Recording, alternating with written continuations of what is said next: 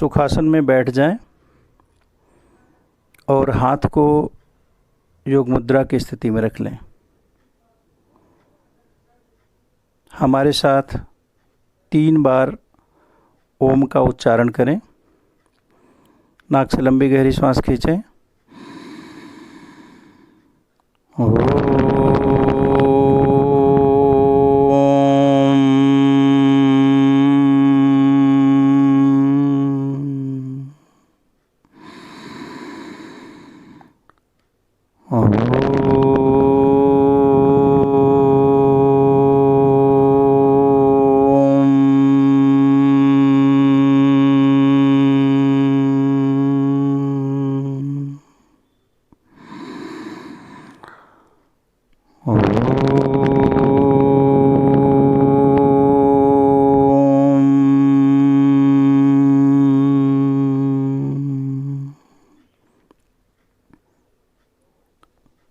Relax posture.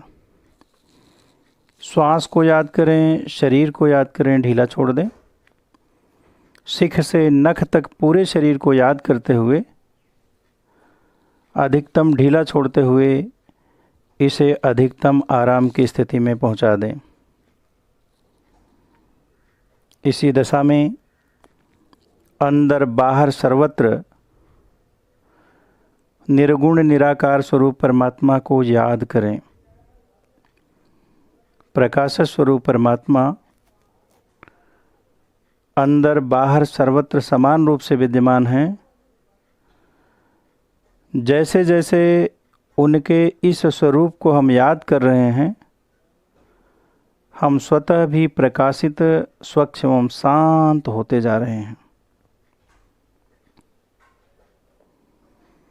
आज हम योगाभ्यास के अनुक्रम में योग की कुछ सहज क्रियाओं का अभ्यास करने जा रहे हैं। क्रिया प्रारंभ करने के पूर्व योग से संबंधित कुछ नियम निषेधों पर प्रकाश डाल लेना आवश्यक होगा। योग का अभ्यास हमेशा खाली पेट करना चाहिए। किसी विशेष परिस्थिति में जलपान या जूस जैसे तरल पेय लेकर के भी क्रिया का अभ्यास किया जा सकता है।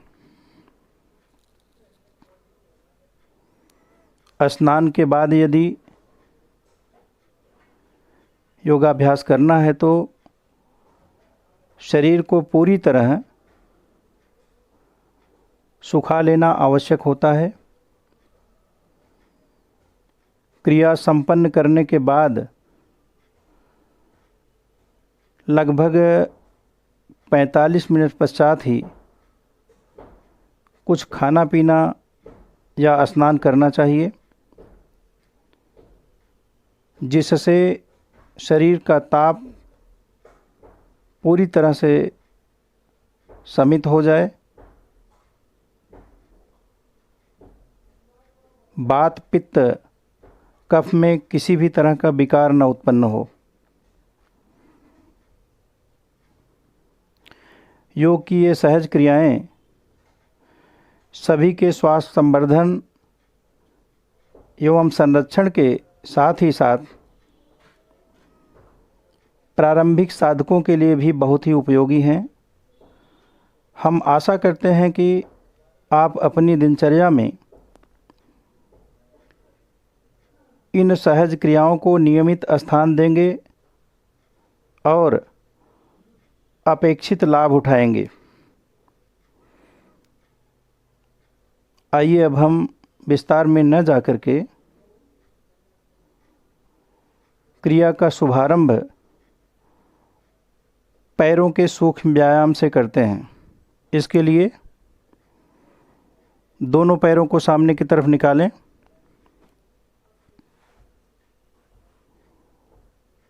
एड़ी और अंगूठे को बहुत अच्छी तरह मिला लें।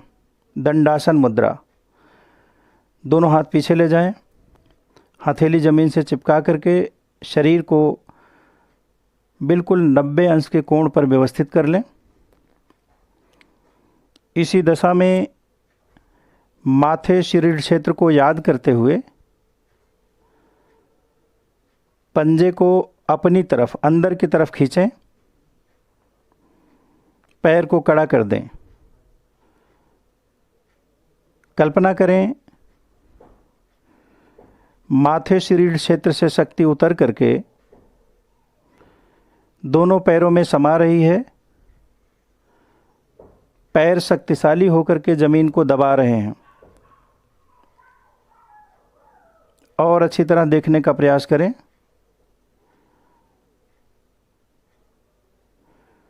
धीरे धीरे पंजे की दिशा बदलें, पंजा बाहर की तरफ खींचें। याद रखें, इस तरह पंजा बाहर खींचने पर कभी कभी क्रैम्प आ जाता है। अगर क्रैम्प आए तो पंजे को आगे पीछे करने के बाद यह क्रैम्प दूर हो जाता है। और अच्छी तरह पंजे को बाहर की तरफ खींचें। थोड़ा सा गुणात्मक परिवर्तन करें। अंगुलियों से लेकर के थाई तक, दोनों जांघों तक पैर के एक एक बिंदु में दर्द प्रकट करें। इस दर्द को माथे सिर रीढ़ क्षेत्र से जोड़ करके अनुभव करने का प्रयास करें। जब हम ध्यान के साथ इस क्रिया का अभ्यास करते हैं, हमारा शरीर बहुत अच्छी तरह से रिचार्ज होने लगता है। योग की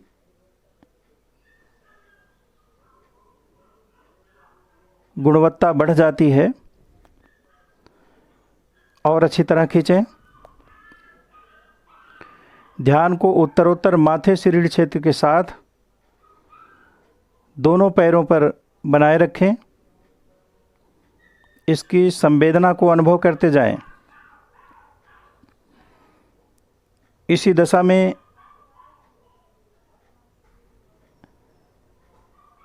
दोनों पैर के पंजे को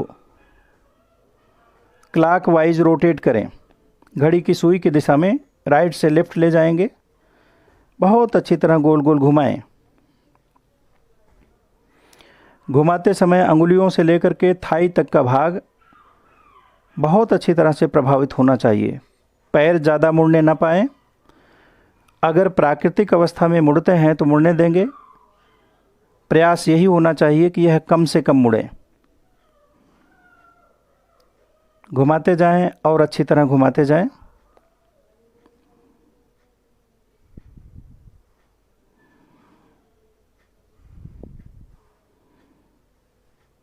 दिशा को बदलें, दूसरी तरफ विपरीत दिशा में यही क्रिया संचालित करें और अच्छी तरह से। ध्यान उत्तरोत्तर माथे शरीर क्षेत्र के साथ पैर की गतिविधियों पर बनाए रखें।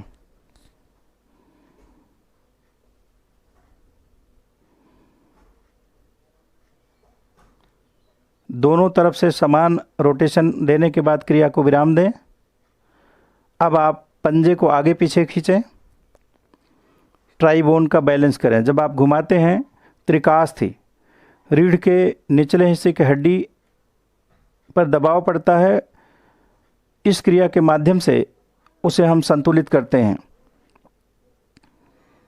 और अच्छी तरह से।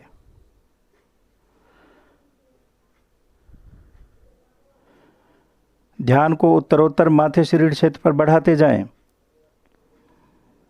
क्रिया को विराम दें। सुखासन में बैठ जाएं। Relax posture. श्वास को याद करें, शरीर को याद करें, ढीला छोड़ दें। एक बार फिर से तैयारी की मुद्रा में आएं। माथे से रीढ़ क्षेत्र को फिर से याद करें। दोनों हाथ को सामने की तरफ निकालें, कंधे के समानांतर या कंधे के पैरेलल। इसी दशा में हाथ की अंगुलियों को पूरी तरह से खोल लें और खोलें अच्छी तरह से। किसी स्पंजदार गेंद को दबाने छोड़ने का अभ्यास। दबाते समय कल्पना करें हम किसी गेंद को बहुत अच्छी तरह दबा रहे हैं। मुट्ठी से लेकर के कंधे तक का भाग पूरी तरह कड़ा हो रहा है, इसमें शक्ति प्रकट हो रही है। और जब ढीला कर रहे हैं, अंगुलियों से लेकर के कंधे तक का भाग ढीला हो रहा है, इसमें सरलता प्रकट हो रही है। लगातार इसका अभ्यास करें और अच्छी तरह से। जब इस क्रिया का अभ्यास हम करते हैं तो असमय जो अंगुलियों में नमनेस आती है, कलाई के जोड़ों में दर्द होती है, कंधे तक दर्द होता है, धीरे धीरे इसमें एक्टिवेशन पैदा होने के कारण दर्द दूर हो जाता है। लगातार अभ्यास करने से यह दर्द कभी होगा ही नहीं। और अच्छी तरह अभ्यास करें।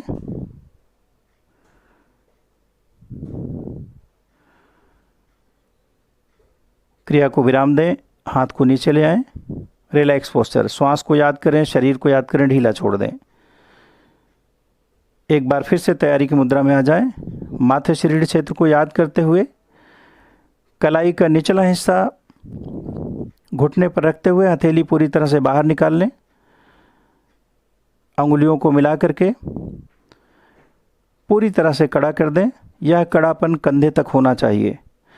इसी दशा में हथेली को अंदर से बाहर की तरफ रोटेट करें। रोटेशन की प्रक्रिया में ध्यान रखेंगे, अंगुलियों से लेकर कंधे तक एक एक हड्डी में एक्टिवेशन होना चाहिए। घुमाते जाएं, ध्यान को बराबर माथे शरीर क्षेत्र से जोड़कर रखते हुए हाथ की गतिविधियों पर बढ़ाते जाएं।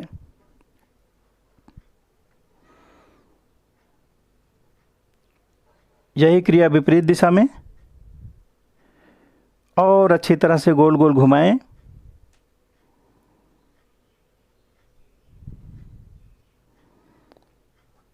क्रिया को विराम दें। एक बार फिर से माथे शरीर क्षेत्र को याद करते हुए दोनों हाथ सामने की तरफ निकालें, कंधे के समानांतर। इसी दशा में हाथ को बिल्कुल सीधा रखते हुए कलाई को अधिकतम स्थिर रखते हुए हथेली ऊपर नीचे करें। दोनों तरफ से अंगुलियों को ऊपर से और नीचे से भी अधिकतम नज़दीक ले जाएंगे कलाई के। ऊपर जाते समय अंगुलियां ज़्यादा से ज़्यादा खुल जाएंगी, नीचे जाते समय ज़्यादा से ज़्यादा मिल जाएंगी।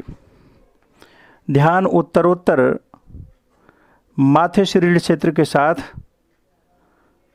हाथ की गतिविधियों के साथ इसकी संवेदना पर बनाए रखें।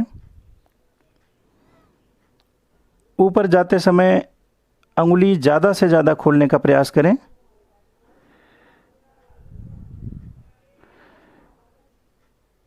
क्रिया को विराम दें।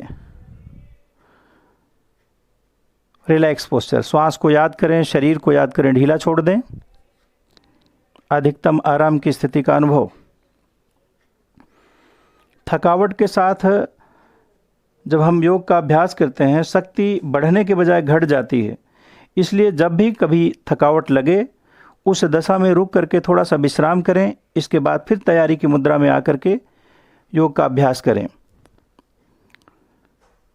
हाथ पैर के सूक्ष्म व्यायाम के बाद आइए अब हम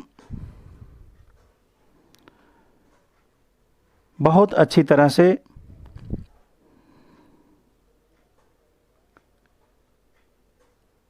धड़ का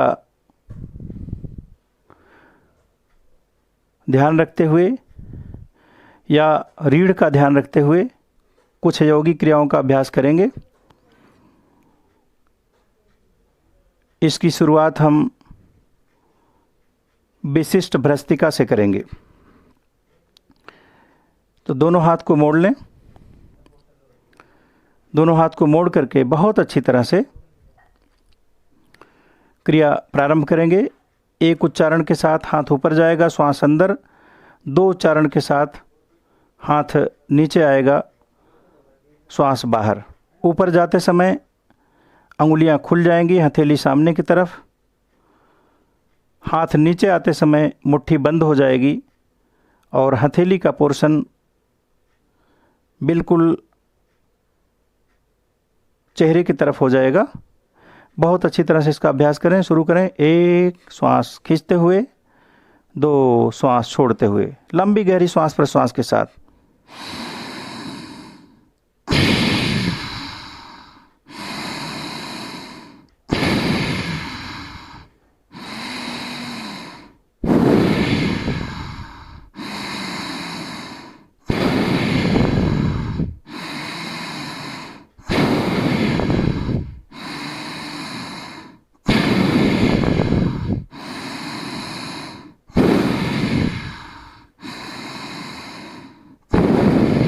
लंबी गहरी श्वास खींचें, लंबी गहरी श्वास छोड़ें।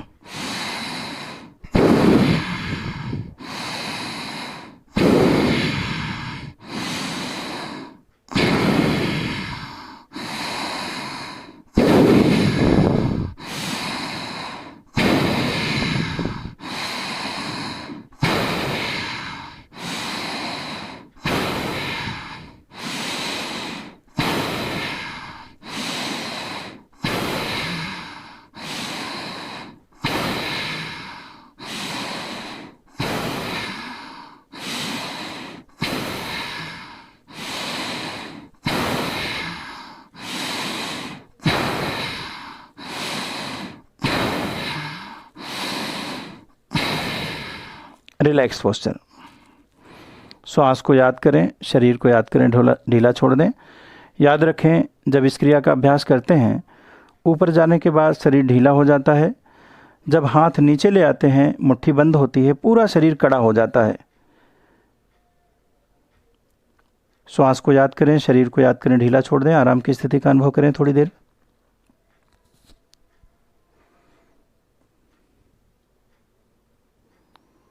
फिर से तैयारी की मुद्रा में आ जाएं।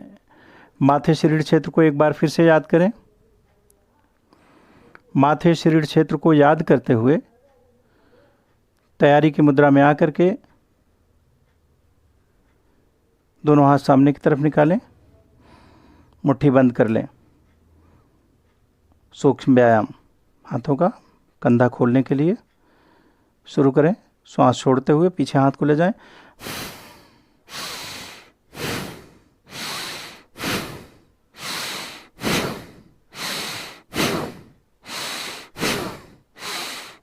पूरी ताकत लगाएं।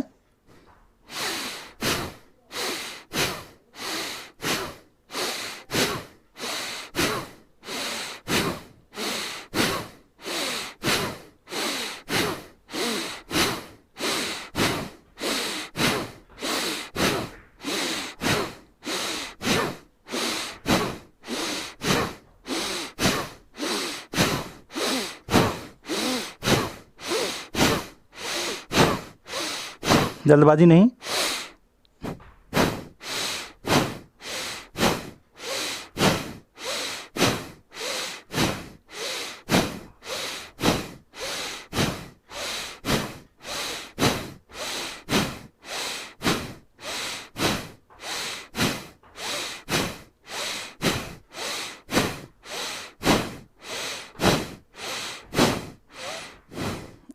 Relax posture. श्वास को याद करें, शरीर को याद करें, ढीला छोड़ दें। आराम की स्थिति का अनुभव।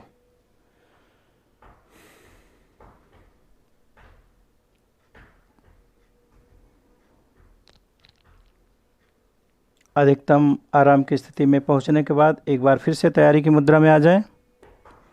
माथे शरीर क्षेत्र को याद करें। इसी दशा में हथेली को बहुत अच्छी तरह से घुटने पर चिपका लें। हाथ को सीधा करें। लंबी गहरी श्वास खींचें। श्वास छोड़ते हुए आगे झुकें। पेट को पिचकाते जाएं और अच्छी तरह से।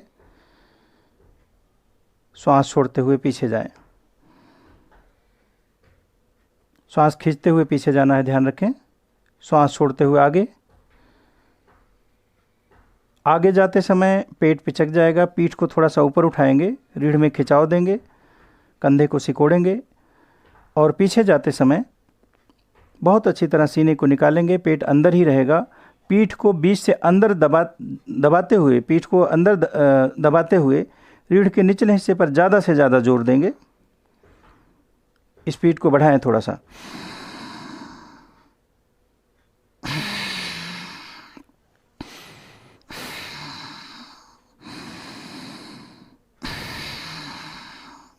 कंधे को फैलाते सिकुड़ते हुए।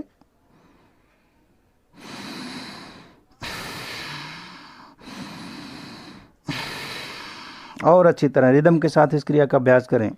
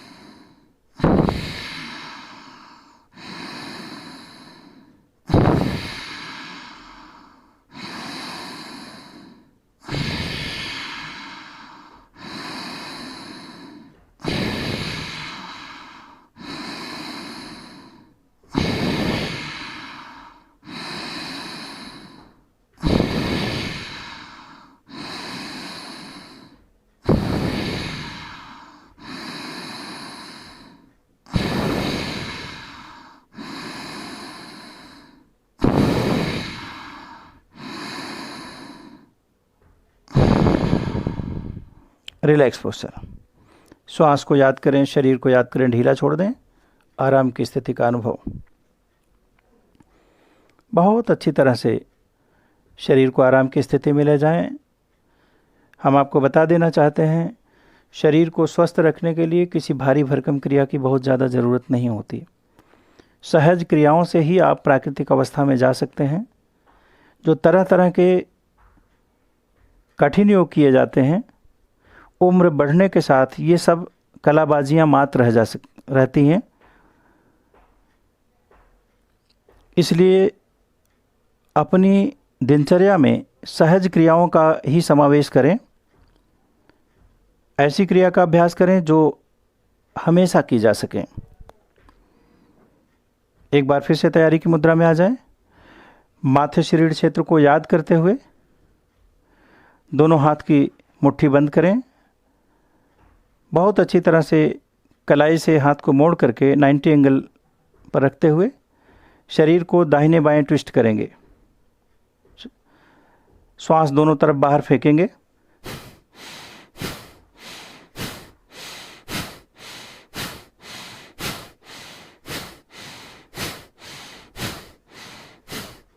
पूरे शरीर को सीधा रखते हुए पूरी ताकत लगाएं। रीढ़ की मजबूती के लिए यह क्रिया बहुत महत्वपूर्ण है। वर्टिब्रा फ्लेक्सिबल होती है, रीढ़ बहुत अच्छी तरह से मजबूत होती है, इसके अंदर बोन मैरो की सक्रियता बढ़ जाती है, नर्वस सिस्टम प्रोटेक्ट होता है और अच्छी तरह से इस सामान्य सी स्पाइनल ट्विस्टिंग की क्रिया का अभ्यास आप लगातार करेंगे।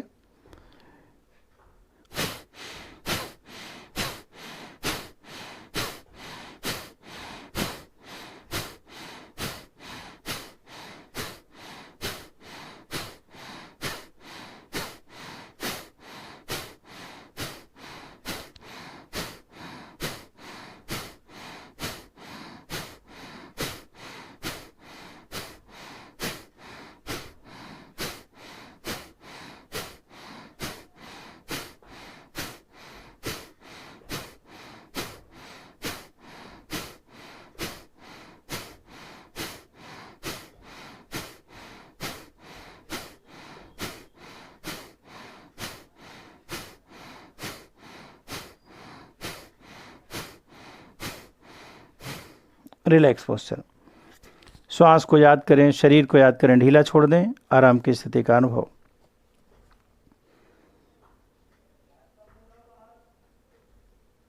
अधिकतम आराम की स्थिति में अपने को पहुंचाएं।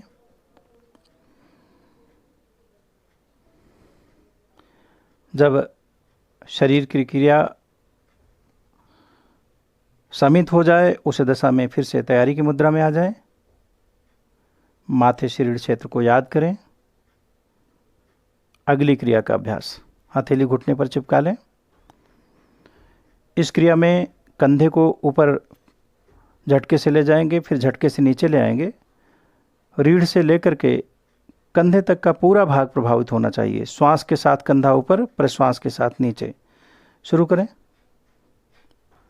स्पीड को बहुत ज़्यादा नहीं, आराम से करें और फेंकें, ताकत के साथ फेंकें।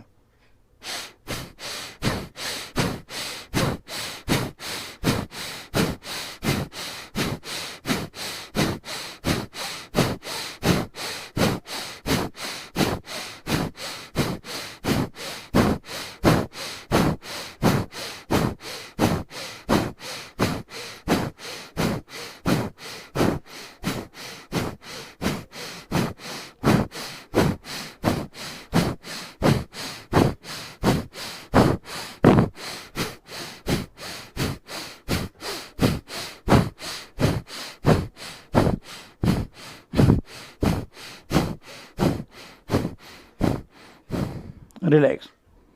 श्वास को याद करें, शरीर को याद करें, ढीला छोड़ दें। असमय जो फ्रोजन शोल्डर होता है, कंधे की नसों में रुकावट के कारण होता है या सर्वाइकल वर्टिब्रा में रुकावट के कारण होता है। इस छोटी सी क्रिया का अभ्यास करते रहेंगे, इस तरह की रुकावट कभी नहीं आएगी और फ्रोजन शोल्डर कभी नहीं होगा। माथे, शरीर क्षेत्र को याद करते हुए फिर से तैयारी की मुद्रा में आए। अगली क्रिया का अभ्यास। इस क्रिया में लंबी गहरी श्वास खींचते हैं हम और एक तरफ झुकते हैं। पूरा शरीर हम घुटने पर चिपकाने का प्रयास करते हैं। जिस तरफ झुकते हैं उधर का हाथ पीछे पीठ पर 90 एंगल पर व्यवस्थित हो जाता है और दूसरा हाथ उसी तरफ उसकी हथेली घुटने पर जाती है। बहुत अच्छी तरह इसका अभ्यास करेंगे। नाक से लंबी गहरी श्वास खींचें। राइट से इस क्रिया का अभ्यास शुरू करेंगे। अधिकतम नीचे जाएं। श्वास खींचते हुए फिर से सीधा हो जाएं, दोनों हाथ की हथेली घुटने पर। श्वास छोड़ते हुए दूसरी तरफ। श्वास खींचते हुए बीच में आना होता है, श्वास छोड़ते हुए दोनों बगल झुकना होता है। इस क्रिया में लंबी गहरी श्वास खींचें।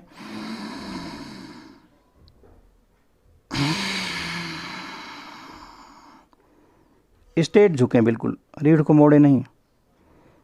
श्वास खींचते हुए, श्वास छोड़ते हुए।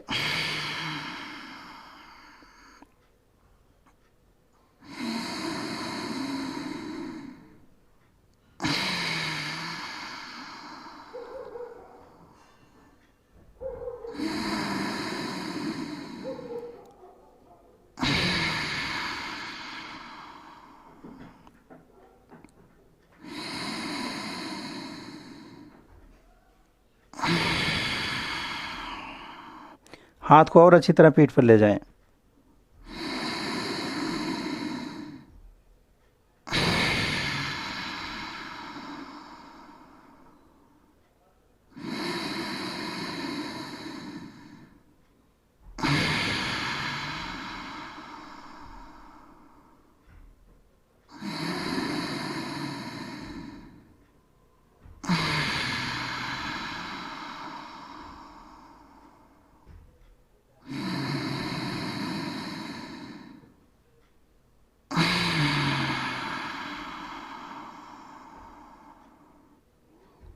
श्वास खींचते हुए नॉर्मल स्थिति में आ जाएं। एक बार फिर से श्वास को याद करें, शरीर को याद करें, ढीला छोड़ दें। आराम की स्थिति का अनुभव।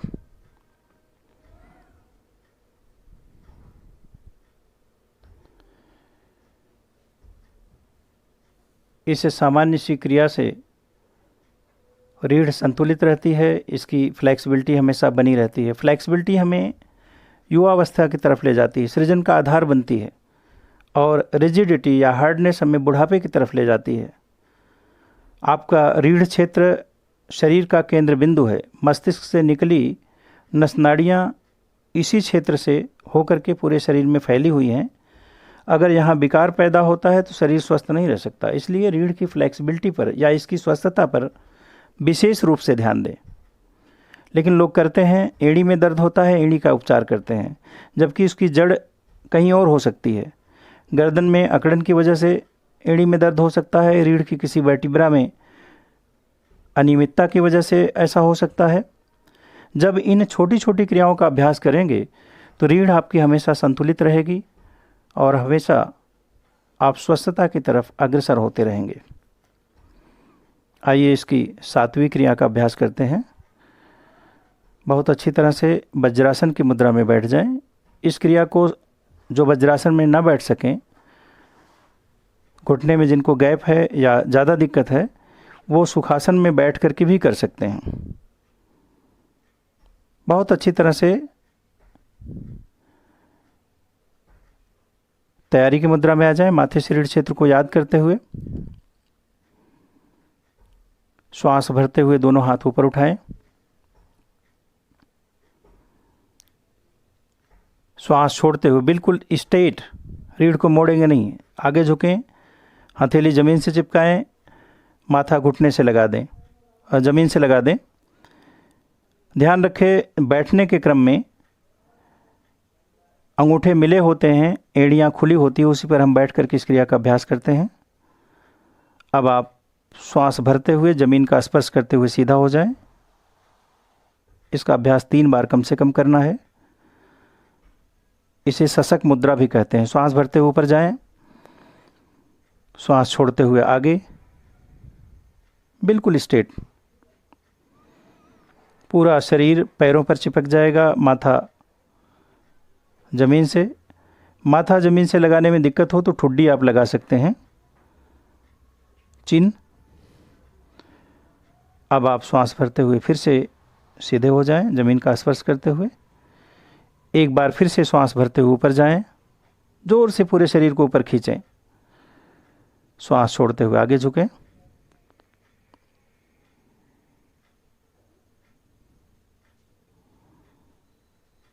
ज़मीन का स्पर्श करते हुए धीरे धीरे सीधा हो जाएं। ये आपकी 7वीं क्रिया संपन्न हुई। रिलैक्स पोस्चर में आ जाएं, श्वास को याद करें, शरीर को याद करें, ढीला छोड़ दें, सुखासन में बैठ जाएं।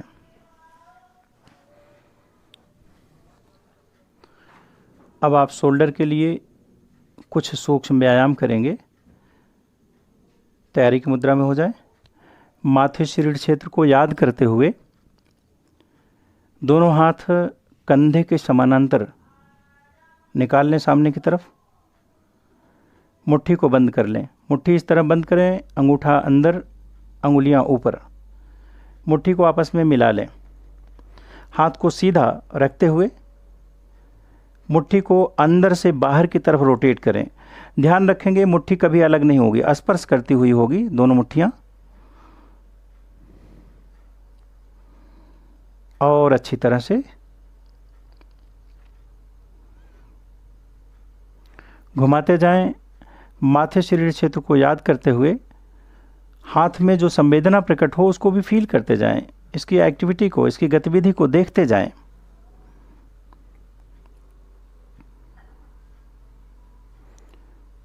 दिशा को बदलें, दूसरी तरफ विपरीत दिशा में यही क्रिया संचालित करें। हाथ की सारी मेरिडियंस एक्टिवेट हो जाती हैं। अगर इस क्रिया का अभ्यास करते हैं तो हाथ के साथ ही साथ शोल्डर में एक्टिविटी बढ़ती है, यहाँ की रुकावटें दूर होने लगती हैं।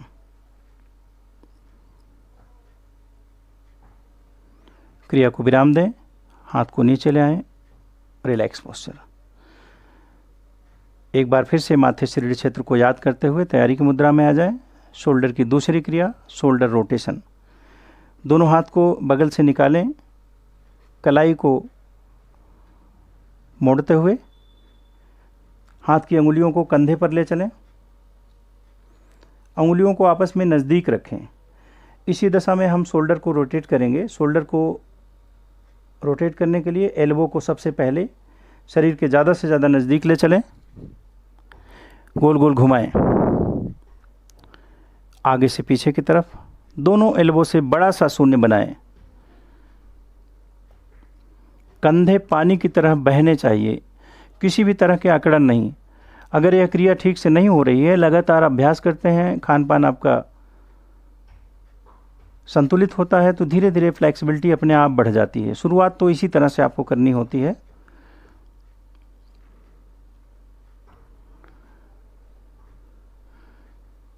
और अच्छी तरह घुमाएं, दिशा को बदलें, दूसरी तरफ विपरीत दिशा में यही क्रिया संचालित करेंगे। ध्यान उत्तरोत्तर माथे शरीर क्षेत्र पर बढ़ता जा रहा है। साथ ही साथ रोटेशन की प्रक्रिया को भी याद करते रहें, अर्थात शरीर की गतिविधियों पर भी ध्यान को बनाए रखें।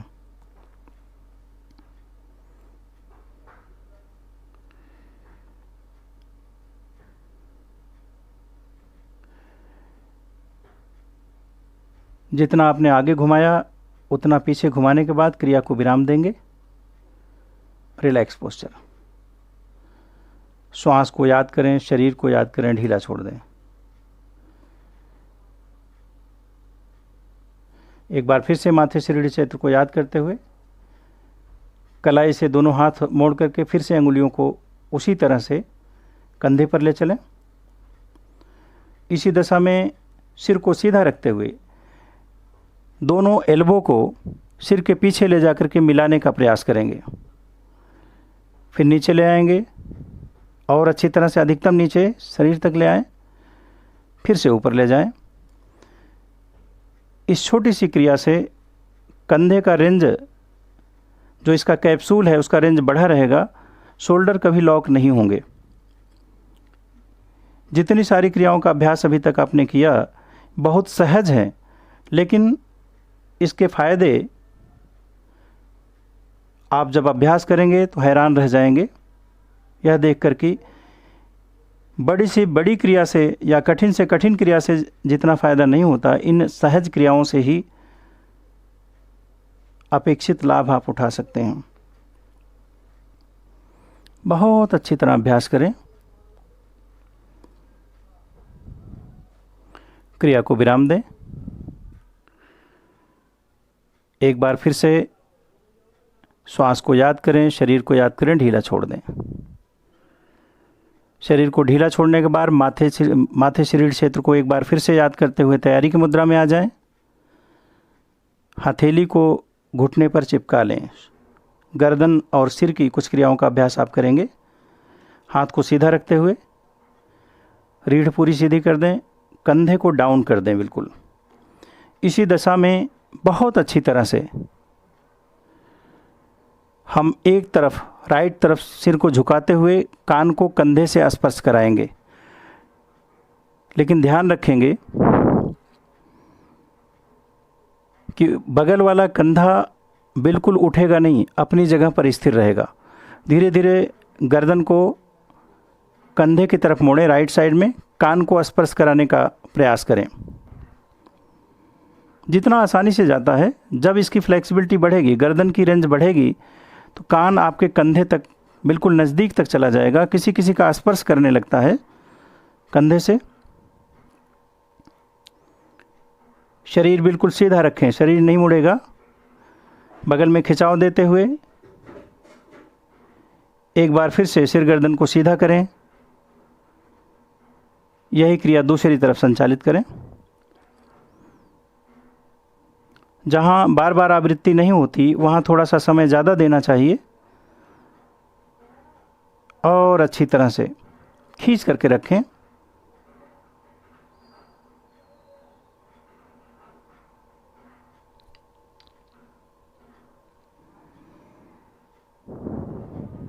धीरे धीरे गर्दन को सीधी करें। यही क्रिया अब आप आगे की तरफ झुकाएंगे, कंधा बिल्कुल स्थिर रहेगा। माथा सीने के नज़दीक ले चलें। जितना आसानी से आप ज़्यादा से ज़्यादा झुका सकते हैं, झुकाने का प्रयास करें। धीरे धीरे गर्दन को सीधी कर लें।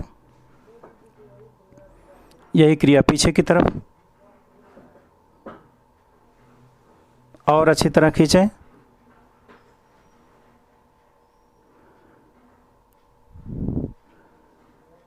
खिंचाव को फील करें। दिन में कितनी ही बार हम आगे झुकते हैं, पीछे नहीं झुकते, इसलिए सर्वाइकल वर्टिब्रा में गैप हो जाता है, गैपियस कंडीशन क्रिएट होती है। इसी गैप में जब वायु भर जाती है, यहाँ की नसें रुक जाती हैं। वर्टिगो या चक्कर आना, दर्द का बढ़ जाना, हाथों का नमनेस यहीं से शुरू होता है। धीरे धीरे सिर गर्दन को सीधा करें।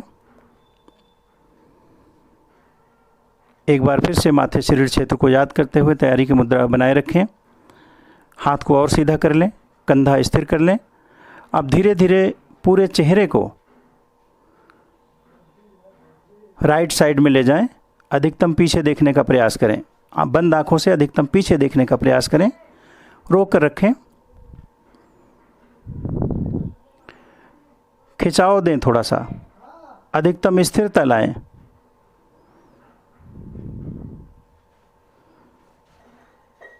धीरे धीरे सिर गर्दन को सीधा करें। यही क्रिया दूसरी तरफ।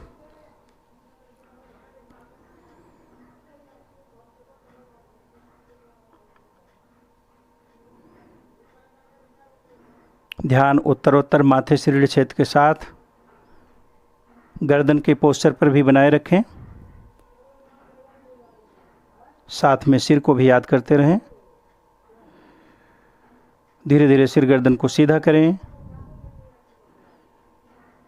सिर गर्दन की यह दूसरी क्रिया संपन्न हुई। तीसरी क्रिया और अभ्यास करेंगे आप।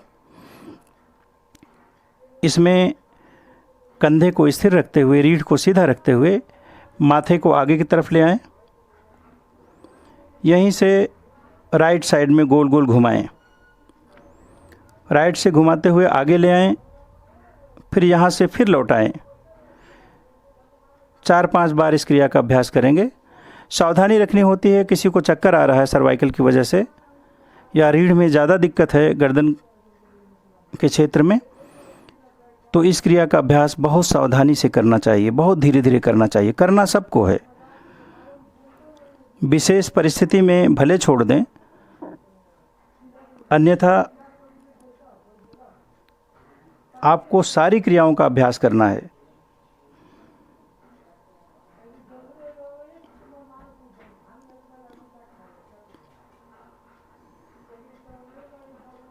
क्रिया को विराम दें। Relax posture. अंतिम क्रिया। सबसे पहले श्वास को याद करते हुए शरीर को याद करें, ढीला छोड़ दें। अधिकतम ढीला छोड़ने के बाद या अधिकतम आराम की स्थिति में पहुंचाने के बाद शरीर को फिर से तैयारी की मुद्रा में आ जाएं। माथे रीढ़ क्षेत्र को याद करते हुए दोनों हाथ की मुट्ठी को बंद करें और इसी दशा में हेड मसाज, मुट्ठी से सिर में स्ट्रोक करें। सिर में जहाँ जहाँ बाल है एक भी जगह छूटनी नहीं चाहिए। थोड़ा सा जोर से स्ट्रोक करें।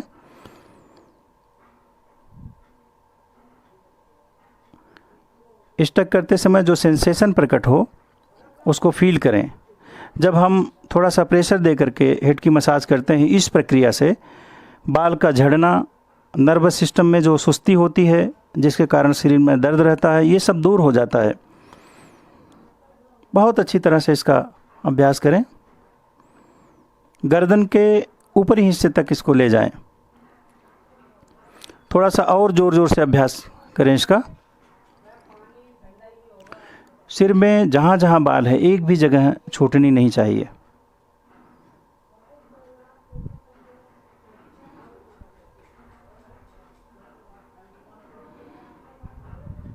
कान की तरफ भी, कान के ऊपरी हिस्से में,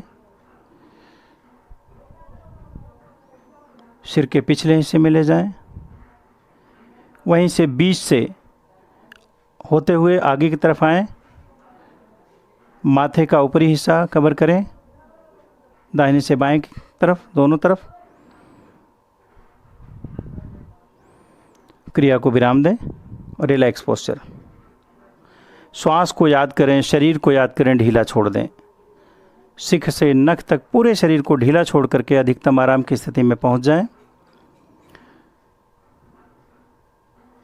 इसी दशा में हम समापन की तरफ बढ़ते हैं। सबसे पहले अंदर बाहर सर्वत्र निर्गुण निराकार स्वरूप परमात्मा को याद करें। एक बार फिर से कल्पना शक्ति का सहारा लें। प्रकाश स्वरूप परमात्मा अंदर बाहर सर्वत्र समान रूप से विद्यमान हैं। जैसे जैसे उनके स्वरूप को हम याद कर रहे हैं, हम स्वतः भी प्रकाशित, स्वच्छ एवं शांत होते जा रहे हैं। आपने जिन क्रियाओं का अभ्यास किया है, लगातार अगर इसका अभ्यास करते हैं, इसमें गुणात्मक परिवर्तन अपने आप हो जाएगा और धीरे धीरे योग के प्रति आपकी आस्था बढ़ जाएगी। जो भारी भरकम क्रियाओं से योग की शुरुआत करते हैं, उसमें इंजरी होने की संभावना ज़्यादा रहती है। जब हम धीरे धीरे छोटी छोटी क्रियाओं के साथ आगे बढ़ते हैं, शरीर की फ्लेक्सिबिलिटी बढ़ जाती है, हमारी क्षमता बढ़ जाती है। उस दशा में हम भारी भरकम क्रियाओं का भी अभ्यास कर सकते हैं। लेकिन हम स्पष्ट संकेत दे देना चाहते हैं, हमारा व्यक्तिगत अनुभव है, क्लिनिकल अनुभव है कि शरीर को स्वस्थ रखने के लिए किसी भी भारी भरकम क्रिया की ज़रूरत नहीं है, किसी भी बड़ी क्रिया की ज़रूरत नहीं है या कठिन क्रिया की ज़रूरत नहीं है।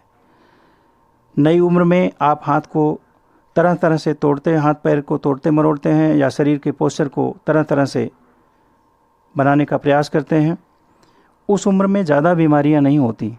जब उम्र बढ़ती है, जहां बीमारियां बढ़ने की संभावना होती है, वहां उन भारी क्रियाओं का अभ्यास आप नहीं कर सकते या वहां पर किसी भी कठिन क्रिया का अभ्यास आप नहीं कर सकते। इसलिए अपनी दैनिक क्रिया में उन क्रियाओं का समावेश करें जिसका अभ्यास अंत तक आप कर सकें। इन्हीं कुछ शब्दों के साथ हम क्रिया का समापन करते हैं। हम उम्मीद करते हैं कि आप हमारी इन छोटी छोटी क्रियाओं का अभ्यास अपनी दैनिक क्रिया में, अपनी दिनचर्या में शामिल करेंगे और इसका अपेक्षित लाभ उठाएंगे। आइए अब हम एक बार फिर से हाथ को योग मुद्रा की स्थिति में ले चलते हैं। इसी दशा में अंदर बाहर शांत स्वरूप परमात्मा का स्मरण करते हुए नाक से लंबी गहरी श्वास खींचें। ओम शांति शांति शांति। धीरे धीरे आंख को खोलें, आराम की स्थिति में आ जाएं।